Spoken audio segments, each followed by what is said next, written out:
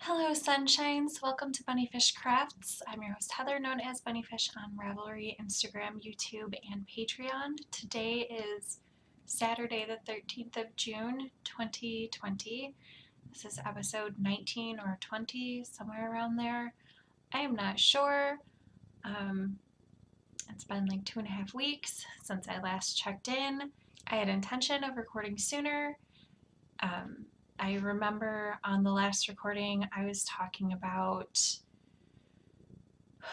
what was I talking about? Some extra content I was going to edit and upload or record. Something about my modular projects.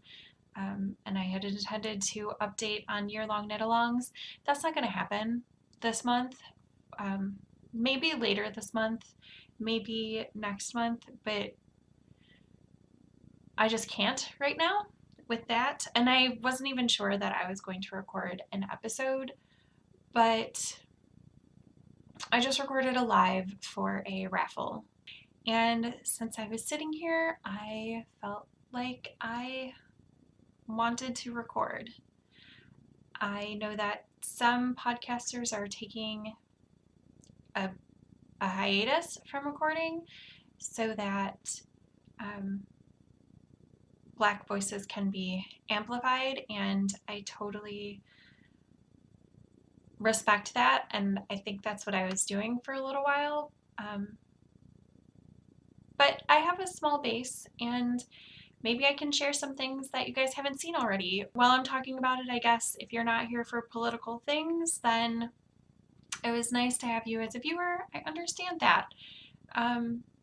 But for me, this isn't just political, this is my life. And I am hesitant to talk about this because I don't want to be centering myself. But I am going to tell a really quick little story. So a few nights ago, I was feeling really, really stressed and overwhelmed by everything that's going on in America. It's just a dumpster fire right now, and has been for 400 years. So my son and I came upstairs to get some water. It was after my children's bedtime. My son was awake, and he could tell I was upset. And he asked me what was wrong. So I told him, because I talk to my children like they're mini adults, because someday they're going to be adults, and I need them to know things. And if they're old enough to ask, they are old enough to get some sort of real answer. So I was explaining it to him. And he said, well, what can we do? Because we've been talking for his whole life about race, but especially the past couple weeks. My son is white, like me, and he has white privilege, but his two best friends are not white. One of his friends is black, and one of his friends is Guatemalan. And neither of them are white passing. And so we've been talking a lot about how he needs to protect his friends, and he might be the only thing protecting his friends sometimes when he goes out with them. So yeah, if my 11-year-old can get that, then hopefully you can get that. So let's talk about administrative things for the group. All the small things is going on, and I have been pretty remiss in posting anywhere about it the last almost 3 weeks. I have not had a lot of crafting mojo. I've been reading a lot. A lot of articles. I've been listening to a lot of informative podcasts and listening to articles on audio, and I have been spinning, but I haven't been posting that even. So I haven't been great about posting that. I will try to be better about it. I need to balance. I need to balance what I'm doing. Pretty much every resource that you can find will tell you that this fight for equality has been going on for a really long time, and it will continue going on as long as it needs to. And it's not a sprint, it's a marathon, so you have to pace yourself. So part of pacing myself is I need to take breaks to do some sort of crafting, to step away. That's part of making sure that this is maintainable. So I don't remember why I started telling you that, other than I'm trying to put down the social media, take conscious breaks, because for about a week there I was just glued to taking in information until I started having panic attacks. And then I was like, okay, I need to take better care of myself because I can't help anybody if I'm just melting down all the time. Yeah, so I will get back to all the small things. And if you are taking part, fantastic. I haven't looked at the Ravelry thread in probably 2 weeks. So I saw that people had started posting over there, which is fantastic. Thank you. I have not checked out the hashtag on Instagram either. I will do that soon. I'll do that right now. Let's see what anybody has posted, or let's see how many posts there are with that hashtag. Fewer than 100. So once it gets to 100, then then I'll draw the first prize from over there. But look at how pretty some of these things are. I think that's everything administrative.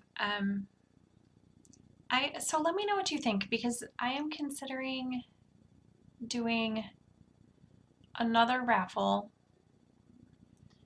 in about a month.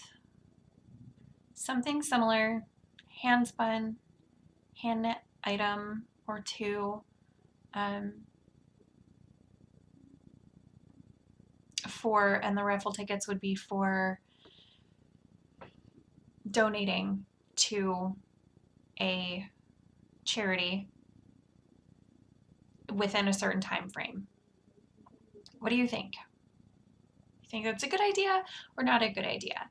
This raffle had about 75 entries.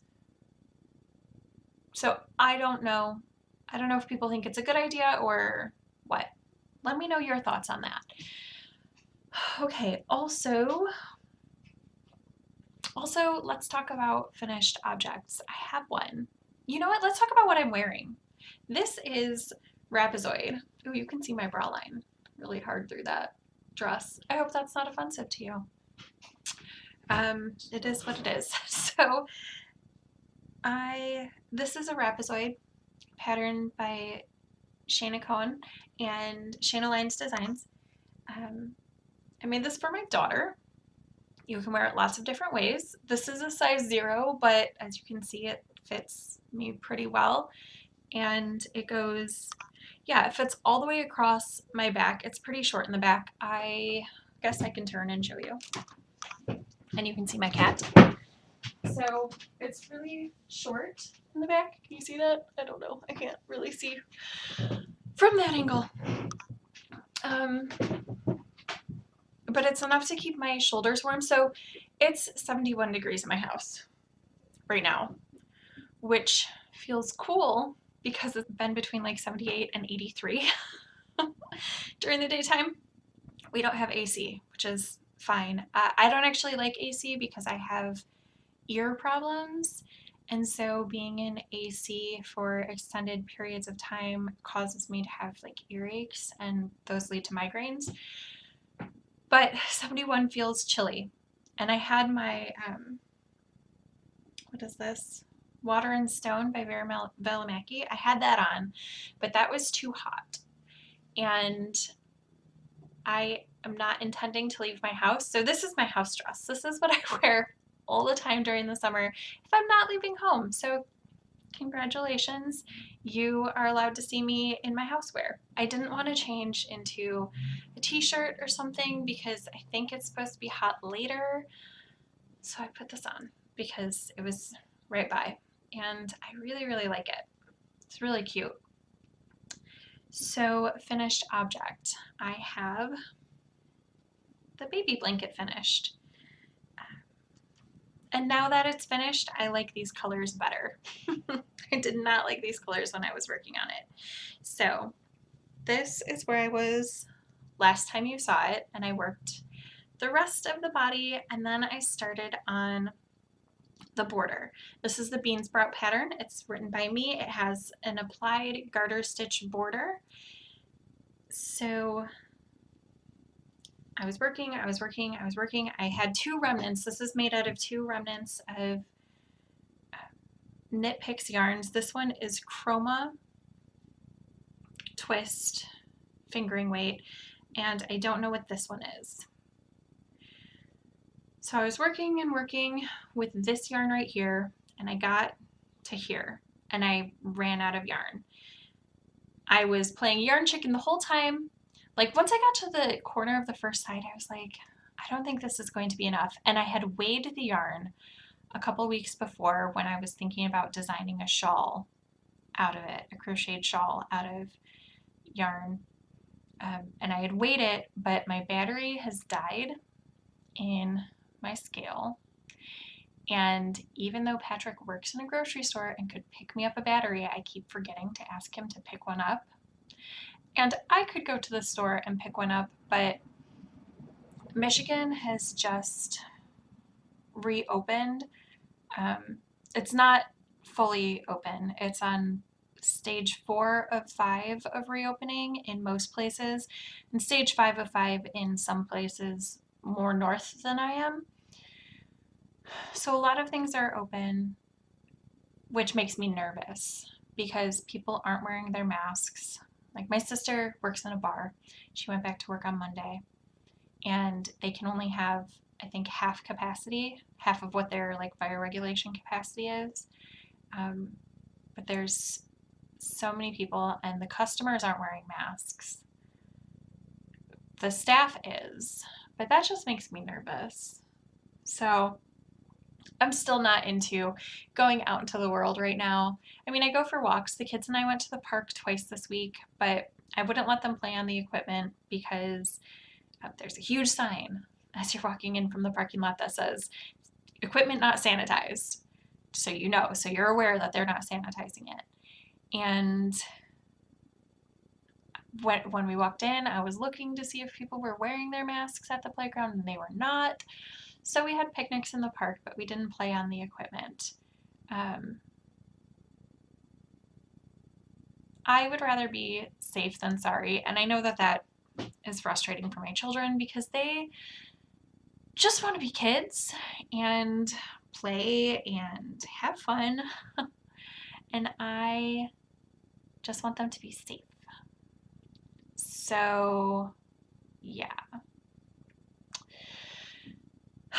So, I don't remember how I got from here to there. Battery for my scale. So I couldn't just weigh the yarn to see if I was using up. So I was playing yarn chicken and playing yarn chicken. And I got to this corner and I finished this corner. I was like, I don't think I have enough to make it across, but let's see how far we go before I make a decision of if I have to rip out the entire border or if I can do something about it. So I was working along and I decided to mark the halfway point so that I could like reevaluate how much yarn I had when I got to the halfway point. Because if I was only going to have this much, like, I don't know. Well, it turns out that I ran out at the halfway point.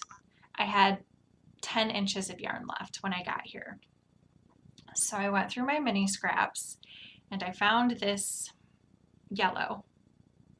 And I was like, well, it's not a perfect match, but it's complementary enough, like especially with this color right here. It's like a similar value. So I decided I would use that, and to make it look a little more intentional, I don't know if you can read it. Oh, I think you can. Maybe it's a little bit hard because of the tonality. Oh yeah, you can read that. Oh my gosh, I'm excited. That looks so good on camera. It says love in just purl or just knit stitches on the garter stitch border. So yeah, that was my fix for Yarn Chicken, because I don't like ripping things out if I don't absolutely have to. And I didn't absolutely have to. I just had words. I didn't absolutely have to. So I just found a fix for it. And it is blocked. It is ready to go. The baby shower is next weekend. Everything else is blocked and ready to go for that.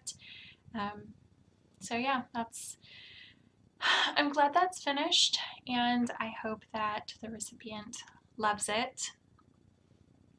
I have the only other work in progress that's not a blanket that I've been working on. Oh, I do have a lot of spinning. I'll show that in just a minute though. Is this sock. And I bound off the first sock this morning. So last time you saw it, I was here. This sock is mostly worked on while walking.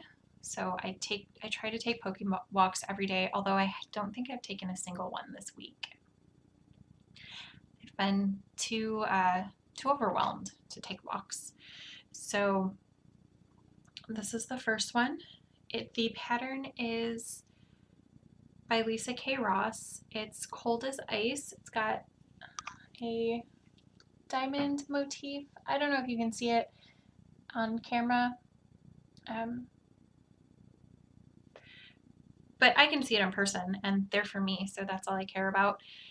So the pattern is really well written. I can't remember if they did a heel flap, if words. Take a breath. It's okay. I can slow down, right? I don't remember if a heel flap and gusset is what was called for in the pattern, or if I just decided to do that. I did change to the outs or the inside of the ball to do the heel, so I wouldn't mess up the color changes. The yarn that I'm using for this is Shoppel Zauberball, and this is what I have. So I bound off that second sock or first sock, but I haven't started the second. I'm really going to try to push to start and finish that second sock by next Friday, because that's when the ZK knit along ends, and I would like to enter them in that because Lisa is one of the designers for that. So yeah, I'm going to push to do that in the next week. So other finished objects, I have so much hand spun. I only have 2 skeins right here. I'll put up pictures of the other skeins because they are not super far away, but they're far enough away. This is Direful Yarns. I got about 320 yards from 4 ounces. So it's kind of in between a fingering and a sport. It's a 2-ply fractal. I spun it on my wheel. I spun a skein of yarn that had scuttlebutts from 716 as 1-ply, a 716 bat as the other ply, and then Zany Crafts as the 3rd ply. That was 280 yards of a worsted. And then I had leftovers of the scuttlebutts and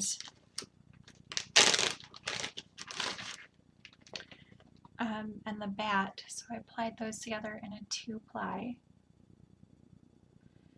And that's about 130 yards, kind of a, I don't know, DK worsted Aran something, I don't know, but that's that. Super pleased with those spinning projects. Hi Molly. I have the skein of yarn from the first draft, and I don't think I wrote down yardage.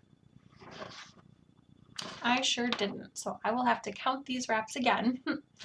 I think it was right around the 300 mark, but I don't know. I don't remember. I also spun a singles yarn from, I don't remember, I'll put the card in, and there were two little batlings of each. It was a black main base, and then it had colorful fiber in each batling. So there were two of each color of the rainbow, purple to red. So I spun that in color order. I decided not to split it up. I also finished the spin for Karen, the 3-ply, traditional 3-ply that I was doing for the lady at the knit shop. I also finished spinning the single ply yarn that I was spinning for my sister. It was Luette fibers. So yeah, there was a lot of spinning there for a while. When it got really, really hot and it was too hot to be in my house, I took my spinning wheel out to the front porch. And then I started spinning a merino. I have 4 1-ounce balls of merino that I got from someone at Kentucky Sheep and Wool Festival 3 years ago, 2 years ago. Obviously not this year. And definitely not last year. I think 2 years ago, I went to Kentucky Sheep and Wool, and I started spinning that on my wheel, and I don't know if it was me or my wheel or the fiber, but I just kept snapping the fiber. So I haven't spun on my wheel in, I don't know, 4 or 5 days. I kind of want to spin, but I also don't want to be frustrated with what I'm doing, so I'm taking a short break from that. If I find it continues to not work for me, I might pull out some different fiber and try that on the wheel and just spin those 4 ounces on spindles, and that'll be fine. The other things that I have been working on are modular projects. So instead of doing what I normally do and just putting a picture of what I have done, I'm just going to talk about a couple of them really quick. So this is the blanket that I am working on for my friend. I talked about it last week, and I told you that I had these 100 square panels, and then one I had planned to turn into a 20 by 20, so 400 square panel. So I started that. So this is one side with an additional 10 squares. I want to outline the square so that then I can just fill in and I don't have to worry about counting up the side to make sure I have 20 squares. So I know that now this side is 20. And this side is now at 17. So I'm going to put those last 3 squares on, and then I'm just going to start filling in to fill out the square. I've not done as much work on this as I anticipated at the beginning of the year, because who could anticipate a pandemic and demonstrations, and nobody. So it's okay. I'm telling myself that it is okay that I'm not making as much progress on things as I thought I was going to at the beginning of the year. So the other one that I've been working on, I've been working on all of them. Everything has gotten progress. My other 2 mitered square blankets have had progress. I've made some hexapuffs, I've made some flowers, I've put colors into my bias stripe blankets. But this one is giving me a lot of joy. So it's a little awkward to show because I have all of it on a circular needle, and I'm working on 3 different parts of the blanket at once as I have scraps that have made it all the way through the cycle of the blankets. I guess I'll explain that really quick. It's been a little while. I have new subscribers. So my blankets have a specific order in which yarn goes into them. So I have a mitered square blanket for me that gets first dibs on yarns, but they have to be blue or green. And then my best friend's blanket um, gets a square, and it can be any sorts of colors, but her squares are really tiny. Then I have another mitered square blanket that has bigger squares. So if there's enough yarn, they go into there. And then I have a bias striped blanket that yarn goes into, and then from there it goes into a flower, and then a hexapuff, and then into this blanket right here, which is the nor'easterly. And then from here it goes into my corner to corner, which is where yarn goes to dye. That's where all the scraps, anything from like 10 inches up, goes into that blanket. Basically enough space that I can tie a magic knot at either end and get a stitch or two out of it goes into that blanket. So here is, I've been showing you the back the whole time. No, I've been showing you the front. Okay, so here's my nor'easterly. And I just love the way this is working up. It's super fun because I can use as much or as little of the scrap as I want. I've been having fun striping yarns together. The striping is not part of the pattern. It's just something I do to break up big colors that are either solid or semi-solid, or even down here in this super speckly fun yarn, I broke up the colors there. So yeah, I'm just having a lot of fun adding colors into this blanket. And by having 3 different panels across that I'm working on, it gives me some flexibility in where I'm putting scraps into. I don't want to have a bag full of scraps waiting to go into this. I just want to work them in as they're available. So that's what I've been trying to do. Oh, I totally did write down how much yardage was in this first draft. I just didn't see it. So it was 155 wraps on a 2-yard nitty knotty, so that makes it approximately, with taking shrinkage into account, approximately 300 yards. So I thought I had written that down. Excellent job, me. Oh, I have another work in progress that I guess I can share. I don't know how much progress has been made on it, but I do know that I worked on it a couple times in the past couple weeks. This is, I just work on this while I'm walking around. No real time frame to finish that one, so I'm not worrying myself over it. Something else that I have been working on since the beginning of May that I don't think I've talked about on the podcast, although I did talk about it in some vlogs, is I don't like when t-shirts are right up on my neck. I like space. So I have pulled out all of my t-shirts in my closet that are tight on the neck, and I think I only have 2 or 3 left to go. I've been cutting off the neckline, the neckband in different neckline shapes, and then hemming them by hand because I don't have a sewing machine. And so yeah, I've been making them more comfortable.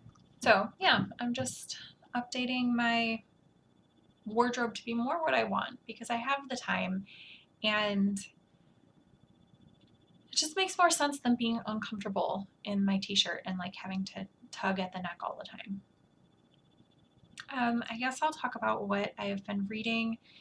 It's not much. It's not super impressive, although my library has reopened, kind of. I returned all of my books on Monday, and they were checked in yesterday, and they will be doing curbside pickup for books on hold. I have 17 books on hold, and 5 of them were shipped from other branches of the library a few days ago. So they're in like the shipment that has to be unpacked and organized. And then 4 of them have been located on the shelf. None of them are ready to pick up yet, but I'm hoping in the next week or so that I'll be able to pick up some new books from the library. I have some really, really great ones that I'm super excited are coming in. So I will have more exciting things to talk about book-wise. Then I did listen to an audiobook on audio stories. I listened to 2. I listened to C.S. Lewis, Something About Joy. I don't remember. I wasn't really listening. It was kind of like background noise. And the same with the other one, which was Shade's Children by Garth Nix. I listened to it, but I probably only absorbed about 20%, which is when I realized that I needed to take a step back from technology and stuff and like calm my brain down because I was no longer taking in information. So this was not planned, but I had a Garth Nix book on my shelf that I had pulled to read, and I asked Instagram what I should read next, and Instagram picked this. So this is called Frog Kisser. It is the story of a princess who goes on a quest, basically to save her kingdom, but that's not what she goes. That's not what her initial plan was. She starts out being very very sheltered because she chose to be. Like, she just spent all of her time in the library. She was the second daughter, so she wasn't going to be queen. So she wanted to grow up to be a sorcerer, which required um,